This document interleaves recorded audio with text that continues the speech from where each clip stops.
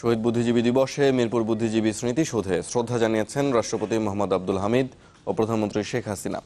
আর সকাল 10টার দিকে দলীয় নেতাদের সাথে নিয়ে শ্রদ্ধা জানান বিএনপি চেয়ারপারসন খালেদা জিয়া। শ্রদ্ধা জানানো শেষে আওয়ামী লীগের সিনিয়র নেতারা জানান পলাতক যুদ্ধাপরাধীদের ফিরিয়ে এনে বিচার নিশ্চিত করার প্রক্রিয়া চলছে। এছাড়া হালনাগাদ করা হচ্ছে মুক্তিযোদ্ধাদের তালিকা। পরে সৌধ প্রাঙ্গণে ঢল নামে নানা শ্রেণী পেশার মানুষের। মমিনুল ইসলাম মমিন ও কৃষ্ণ সরকারের ছবিতে জানাচ্ছেন সাদবিন শফিক। তখনও ভোরের কুয়াশা ভেদ করে উকি দেয়নি সূর্যকিরণ, আর মরা ভাঙেনি অলস প্রকৃতি। এরই মাঝে দেশের শ্রেষ্ঠ সন্তানদের স্মৃতির প্রতি শ্রদ্ধা জানাতে মিরপুরে শহীদ বুদ্ধিজীবী স্মৃতিসৌধে আসেন রাষ্ট্রপতি মোহাম্মদ আব্দুল হামিদ ও প্রধানমন্ত্রী শেখ হাসিনা। ফুলেল শ্রদ্ধায় স্মরণ করেন দেশের জন্য বুদ্ধিজীবীদের সর্বোচ্চ ত্যাগকে। এ সময় সেখানে উপস্থিত মন্ত্রিসভার সদস্য, 3 বাহিনী প্রধান সহ যুদ্ধাহত মুক্তিযোদ্ধারা।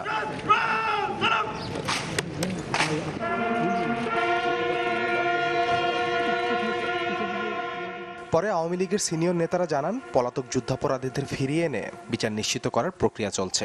হালনাগাদ করা হচ্ছে মুক্তিযোদ্ধাদের তালিকা। বাকি যারা আছে ওই যে এরা তো অনেকেই বাইরে যারা আছে তাদেরকেও দেশে ফিরিয়ে আনার ব্যাপারে সরকারের সক্রিয় প্রয়াস অব্যাহত রয়েছে। মুক্তিযোদ্ধাদের তালিকাটা যদি ইনশাআল্লাহ ভালোভাবে আমরা করে ফেলতে পারি, তারপরে যুদ্ধাহত শহীদ মুক্তিযোদ্ধাদের তালিকা আমরা আশা করছি যে অল্প সময়ের মধ্যেই শেষ করতে পারব।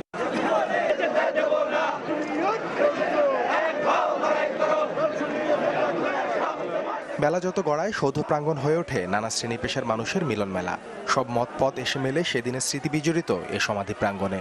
অনেকের কণ্ঠেই নতুন বাংলাদেশ নিয়ে উচ্ছ্বাস যেমন ছিল, তেমনি ছিল বৈষম্যের অতৃপ্তি, না পাওয়ার আক্ষেপ।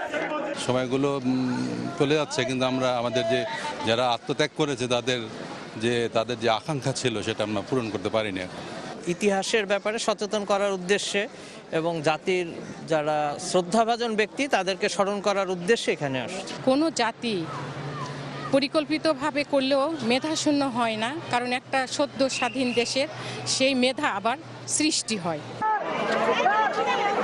হাজারো মানুষের বেদিমূল হয়ে ওঠে নবীন ও প্রবীণের এক অনন্য মেলবন্ধন। অন্তরের অন্তঃস্থলে শ্রদ্ধা মিশ্রিত শোকে স্মরণ করেন বীর সেনানীদের, যেন প্রজন্ম থেকে প্রজন্মে ছড়িয়ে পড়ে মুক্তিযুদ্ধের চেতনা। আমি এখানে এসেছি শহীদ বাবার সাথে শহীদদের কথা মনে পড়ে। আজকের দিনে অনেক বুদ্ধিজীবীদের হত্যা করা হয়েছিল, তাদের প্রতি শ্রদ্ধা জানাতে আমরা এসেছি। শোক দিবস পালন করতে এসেছি। বিভিন্ন রাজনৈতিক, সামাজিক ও সাংস্কৃতিক সংগঠনের নেতাকর্মীরাও শ্রদ্ধা জানান নিজ সংগঠনের পক্ষে, স্মরণ করেন সেই ভয়াবহ রাতের স্মৃতিকে। এই প্রথমবারের মতো একটা দেশে আমরা বাঙালি আমাদের শাসন করছি, আমরা আমাদের সরকার গঠন করেছি। এর আগে আমরা স্বাধীন ছিলাম না। এনাদেরকে 14 ডিসেম্বর হত্যা করার উদ্দেশ্য কি ছিল? হ্যাঁ, জাতি একটা স্বাধীন হতে পারে, কিন্তু নেতৃত্বহীন হবে, এটা নেতৃত্বহীন হয় না। বেলা 10:30টার দিকে দলীয় নেতাদের সাথে নিয়ে মিরপুরে আসেন বিএনপি চেয়ারপারসন বেগম খালেদা জিয়া। পরে দলের মহাসচিব জানান মুক্তিযুদ্ধের কাঙ্ক্ষিত অর্জনের পথে এখনো পাড়ি দিতে হবে অনেকটা পথ।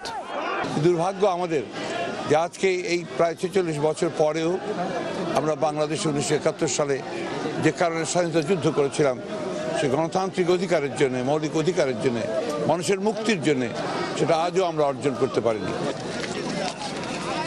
চূড়ান্ত বিজয়ের দ্বারপ্রান্তে জাতিকে মেধা শূন্য করার যে হীন প্রয়াসের বাস্তবায়ন সেদিন ঘটেছিল, তা নিঃসন্দেহে ইতিহাসের বর্বরতম ঘটনা। জাতির সূর্য সন্তানদের বুকে ঘাতকের এক একটি বুলেট অনুপ্রেরণার মহান নিদর্শন হিসেবে প্রেরণা যোগাবে যুগে যুগে, কালে কালে। সাদবিন শফিক, চ্যানেল 24, ঢাকা।